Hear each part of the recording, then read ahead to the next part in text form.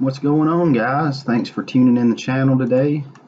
Uh, I was scrolling through the forums the other day and I found that there was a pretty good question a guy had asked, which what are the pros and cons of having your own authority versus leasing on to somebody else? And there are some pros and cons to each. One, obviously, if you have your own authority, you get to keep, all the money, 100% of the money. But there's stuff you got to do, and a lot of it's dependent on you and how you want to run your business, because you are in charge, which takes a lot of time and a lot of attention. And that's one of the cons of having your own authority. If you don't give it 100% of your attention and stay on top of stuff, especially if you got multiple trucks, you will lose control of your shit easily. Believe me, I know. But now when it's your authority, you're responsible for finding the loads and collecting the money. And there's a couple of different routes you can go with on these things, like with a dispatch company, and some of them range between like 5% all the way up to 10%. But to me, if you're going to be on the road, it's kind of worth paying some of that to have somebody constantly looking for freight, because it's hard. You can't book loads and drive a truck, guys. It's really hard to do. Also, being paid. A lot of guys will factor loads, which can be between I think I've had factoring companies do it for as low as like 2% all the way up to 5%. So that you got to take that into consideration. And then the big expenditure is insurance, guys, and that shit will eat your lunch. I mean, especially if you're a new entrant or you fuck around and let your scores get out of control.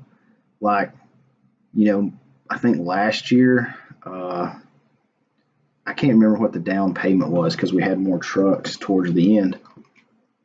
But I know when I was going to renew it this year, they wanted like $14,000 down, and it was going to be $4,500 a month for 3 trucks. And, 2 of them were, like 10 plus years old. But, and you're responsible for all that. Leasing on to somebody else, running under somebody else's authority, those can also be pros and cons. Like right now, I'm currently leased on to a company, and 25% covers the factoring, the dispatching, using their numbers, and then they throw an extra 120 on there to help cover insurance. Which when I had my own authority, I was charging an extra 100 to help cover insurance. This shit's getting out of control. But anyway, so 25%, and that that'll cover the dispatch fee, which depending on who you go with, can be between 5 and 10%, and factoring, which can be between 2 and 5%. So you're looking at somewhere between 7 and like 12% off the top, just for those 2 things that you don't have to worry about being leased on to somebody else, because they're going to pay you typically at the end of the week.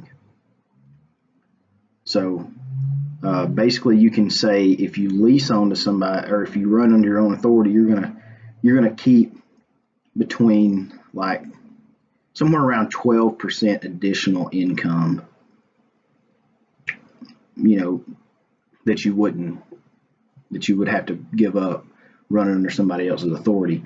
But with running under somebody else's authority, you don't have to worry about like safety scores and shit like that, because that's the trucking company, not you. But now you want to make sure your equipment's good, because they'll probably fine you, somehow if you're running garbage stuff. They can make it hard on you. But if you guys have any questions, leave me a comment below, hit that like button, subscribe. You want to talk to me about some kind of, if you got a question you want to ask, want some coaching, book some time on Clarity. So take it easy, guys.